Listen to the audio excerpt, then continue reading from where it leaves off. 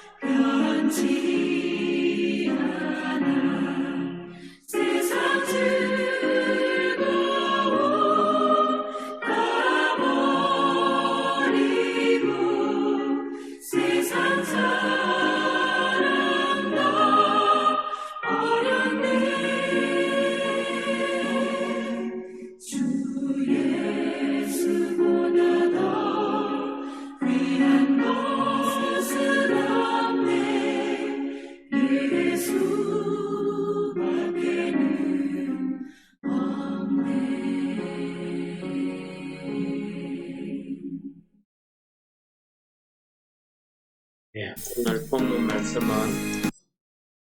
역대하 9장 1절에서 12절 말씀을 봉독하도록 하겠습니다.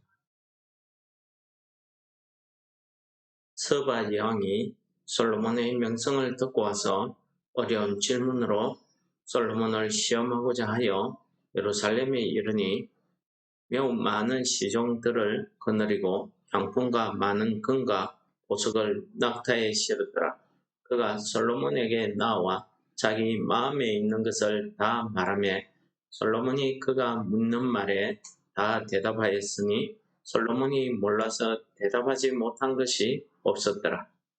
스바 여왕이 솔로몬의 지혜와 그가 건축한 궁과 그의 상의 음식물과 그의 신하들의 좌석과 그의 신하들이 도열한 것과 그들의 공복과 술 관원들과 그들의 공복과 여호와의 전에 올라가는 청계를 보고 정신이 황홀하여 왕께 말하되 내가 내 나라에서 당신의 행위와 당신의 지혜에 대하여 들은 소문이 진실하도다.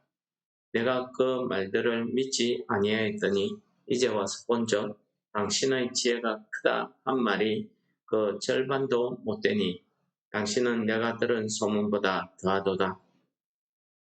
복되도다 당신의 사람들이여 복되도다 당신의 이 신하들이여 항상 당신 앞에 서서 당신의 지혜를 들음이로다. 당신의 하나님 여호와를 송축할지로다. 하나님이 당신을 기뻐하시고 그 자리에 올리사 당신의 하나님 여호와를 위하여 왕이 되게 하셨도다. 당신의 하나님이 이스라엘을 사랑하사 영원히 견고하게 하시려고 당신을 세워 그들의 왕으로 삼아 정의와 공의를 행하게 하셨도다 하고 이에 그가 금 120달란트와 매우 많은 황품과 보석을 왕께 드렸으니 서바의 왕이 솔로몬 왕께 드린 향품 같은 것이 전에는 없었다. 후람의 신하들과 솔로몬의 신하들도 오빌에서 금을 실어 올 때에 백단목과 보석을 가져온지라. 왕이 백단목으로 여호와의 전과 왕궁의 청대를 만들고 또 노래하는 자들을 위하여 수건과 비판을 만들었으니 이 같은 것들은 유다 땅에서 전에는 보지 못하였더라. 솔로몬 왕이 서바의 왕이 가져온 대로 담례하고 그 외에 또 그의 소원대로 구하는 것을 모두 주니 이에 그가 그의 신하들과 더불어 본국으로 돌아갔더라.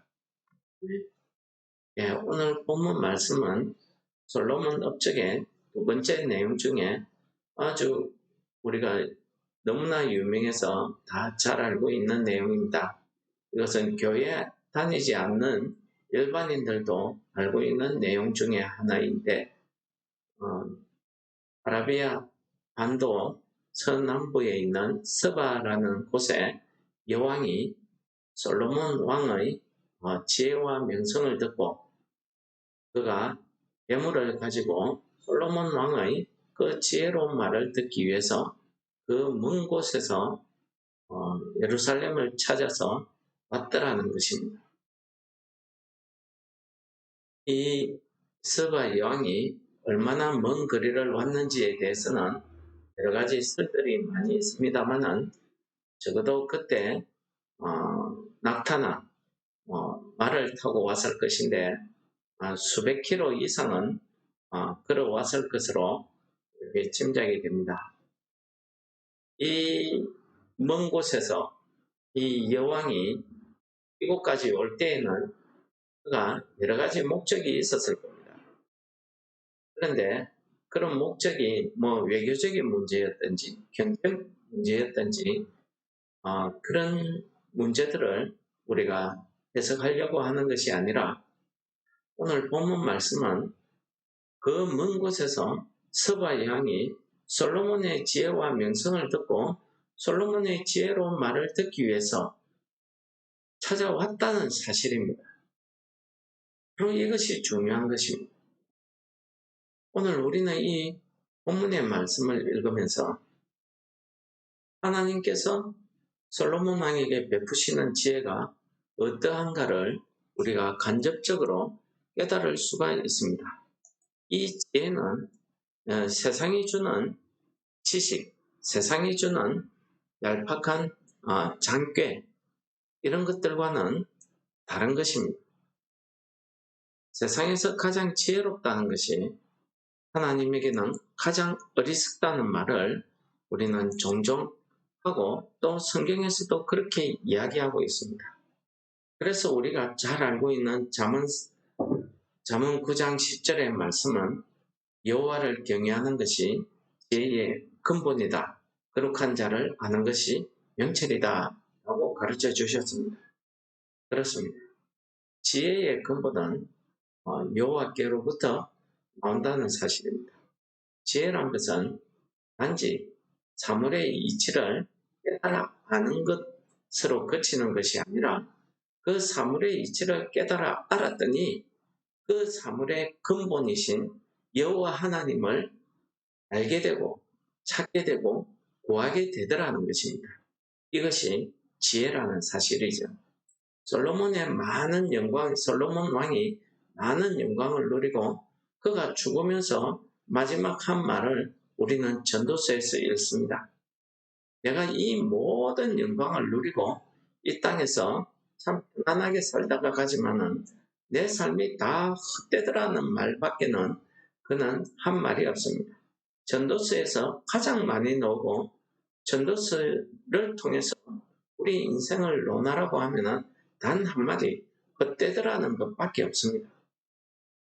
그래서 그가 하는 이야기가 무엇인가? 사람의 본분이 무엇인가? 사람이라고 하면은 과연 어떻게 사는 것이 사람인가 하는 것입니다. 그 사람의 본분은 여호와를 경외하는 것이다. 그의 말에 순종하는 것이다. 라고 외치고 죽었습니다. 여러분, 그렇습니다. 이 거룩한 자를 아는 것이 명철이라고 이 성경은 이야기하고 있습니다. 시편 111편 10절에서도 이렇게 이야기합니다. 여호와를 경외하는 것이 지혜의 근본이고 그의 계명을 지키는 자는 다 훌륭한 지각을 가진 자이니 여호와를 찬양함이 영원히 계속되리라고 말씀하고 있습니다. 그러니까 지혜로운 자는 결국 뭡니까? 뛰어난 명철을 가지고 있어서 그의 모든 입술의 말이나 그의 행위가 다 여호와를 찬송하는 거였다 하는 사실을 깨닫게 하는 겁니다. 우리가 찬송하는 것, 찬양하는 것 하니까 우리가 입으로 노래하는 것, 이것만을 우리가 생각하기 때문에 우리가 죽어서 천국 가면 하나님 앞에 영원히 찬송한다 하니까 누구는 아유 지겨워서 어떻게 해 하는 말을 하는 겁니다. 이 찬송한다는 것이 물론 소리를 내어서 하나님을 높이는 것을 말하기도 하지만은 그런 직접적인 뜻 외에 오늘 우리의 삶이 내 생활의 전반이 다 하나님을 찬양하는 찬송이 되시기를 축원합니다. 왜 그렇습니까? 오늘 스바이 왕이 솔로몬 왕에게 찾아와서 솔로몬 왕의 모든 삶을 이렇게 자기 눈으로 직접 보면서 그가 고백하는 말이 뭡니까? 당신의 하나님 여호와를 송축할지라. 다른 성경에서는 당신의 하나님을 찬양할지라, 찬송할지라 이렇게 이야기하고 있습니다. 여러분, 이게 무엇을 가르쳐주고 있습니까? 그렇습니다. 우리의 삶 자체가 하나님을 찬양하는 하나님의 영광을 돌리는 그런 찬양이 되어야 된다는 사실을, 찬양이 된다는 사실을 우리에게 가르쳐 주시는 말씀 아니겠습니까? 여러분, 우리가 오늘 이 말씀을 왜 이렇게 소중하게 간직하고 기억해야 될까요? 그것은 우리가 마지막 때를 맞이했기 때문입니다. 마태복음 12장 42절에서 예수님께서는 예수님이 하나님 아들이심을 나타내는 표적, 기적을 구하는 그 바리새인들을 향해서 이렇게 이야기합니다. 심판 때에 이 말세 때에 너희들이 표적을 구하니 너희들에게 보여줄 표적은 요나의 표적밖에 없다 라고 이야기합니다. 요나의 표적이 무엇입니까? 여러분, 요나 선지자는요, 그 큰 성 니느웨를 향해서 40일 후에 이 니느웨가 망한다, 무너져서 여러분들이 다 죽는다, 심판받는다, 이 말을 그 성은 직선거리로 걸으면 3일을 걸어야 되는데 다 걷지 않습니다. 그냥 하루길만 걸으면서 그러니까 참 힘을 다해서 외쳤겠습니까? 하기 싫었거든요. 그냥 중얼중얼 하는 소리로 하루길만 하는 형식만 내고 돌아갔습니다. 그리고 그는 높은 언덕에 앉아서 이 니느웨 성이 어떻게 되나 하고 내려본 것입니다. 그랬더니 어떤 일이 벌어졌습니까? 그 죄악으로 가득한 그 니느웨 성이 짐승으로부터 왕에 이르기까지 전부 금식하면서 하나님 앞에 회개하는 이런 놀라운 표적, 그 기적이 일어났더라는 사실, 구원의 역사가 일어났더라는 사실을 예수님께서 말씀하시면서 42절에 이렇게 이야기합니다. 심판 때에 남방예왕이 일어나 이 세대 사람들을 정죄하리니 이는 그가 솔로몬의 지혜로운 말을 들으려고 땅끝에서 왔음이거니와 솔로몬보다 더 큰 이가 여기 있는가. 무슨 말씀입니까? 이제 심판 때라는 것은 종말을 이야기합니다. 재림을 이야기합니다. 마지막 때를 이야기하는 것입니다. 그 심판 때에 하나님 앞에 섰을 때에 오늘 본문에 나타난 이 스바 여왕이 일어나서 지금 너희들을 정죄할 것이다. 왜요? 이 스바 여왕은 하나님의 지혜로운 말씀을 직접 들은 것이 아닙니다. 솔로몬은 그 하나님의 지혜를 주신 그 받은 그 솔로몬이 하는 그 이야기, 솔로몬의 그 명성, 간접적인 거죠. 그것만이라도 듣고 싶어서 그 땅끝에서 많은 보석을 가지고 와서 정말 부자가 이야기하듯이 손끝에 물 한 점 같은 그 조그마한 그 인간의 지혜를 듣기 위해서 찾아왔던 것입니다. 하나님의 지혜에 비하면은 정말 손끝에 물 한 방울 같은 그런 지혜를 듣고도 그가 정신이 황홀해져서 당신의 하나님을 찬송할지라 라고 불러 외쳤던 것입니다.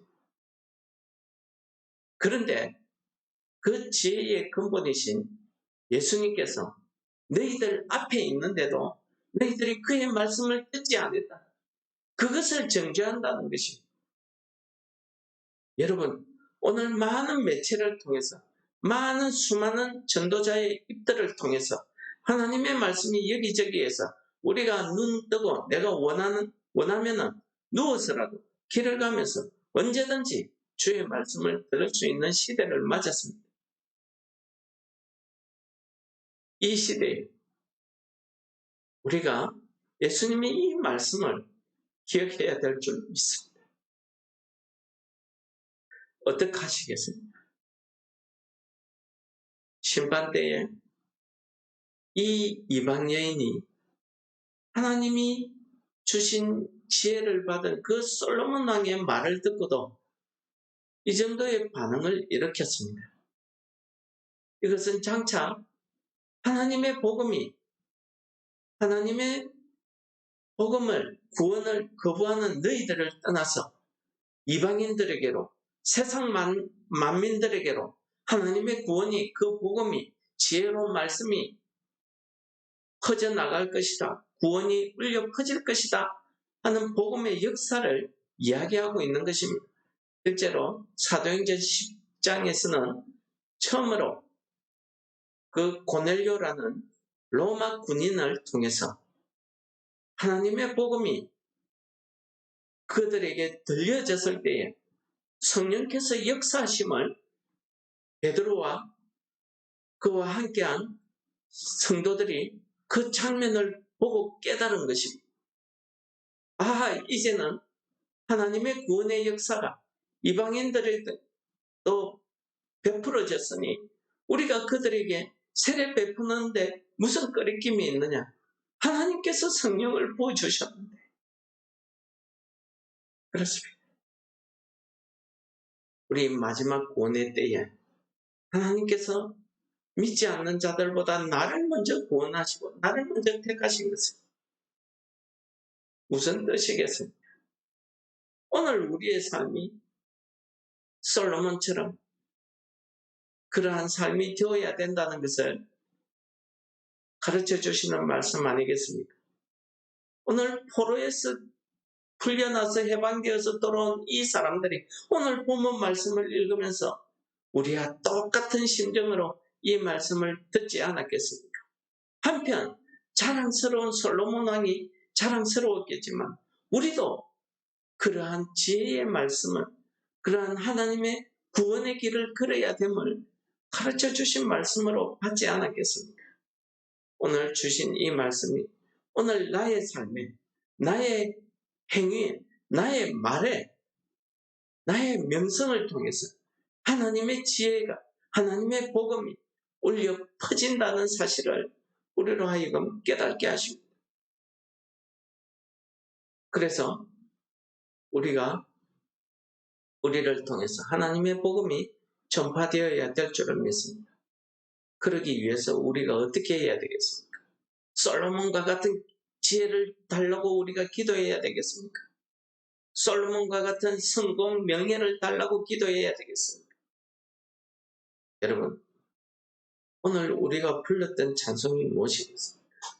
그 지혜의 근본이신 예수 그리스도가 우리 심령 안에 오셔서 내 삶의 주인이 되시면 솔로몬의 그 지혜로움보다, 그 영광스러움보다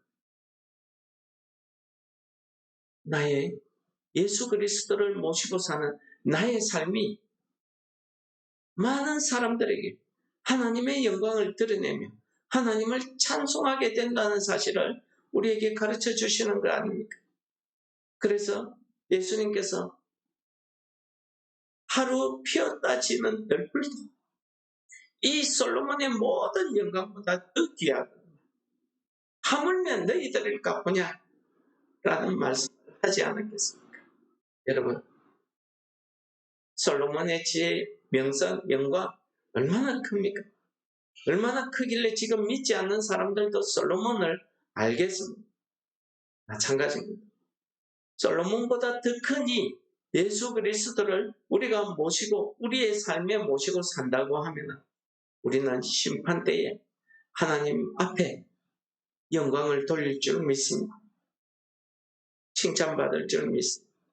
오늘 하루의 우리의 삶이 예수 그리스도를 모시고 사는 우리의 삶이 되시기를 축원합니다. 기도하시겠습니다.